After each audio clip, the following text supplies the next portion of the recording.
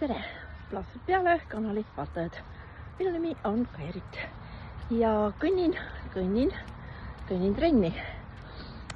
Ja miks ma kõnnin? Sellest tahtsingi rääkida, et trennis käimine on tore, vajalik, tähtis, oluline.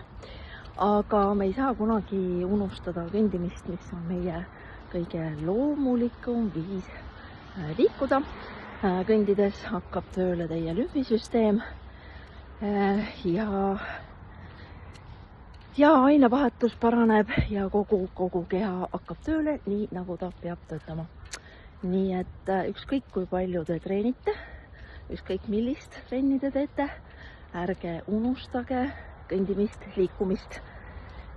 Nii et eriti nüüd, kui on suvi, ega tegelikult kõndida saab kogu aeg, vahet ei ole, õiged riided tuleb selga panna ja plaastrid tuleb ka peale panna. Kohtumiseni!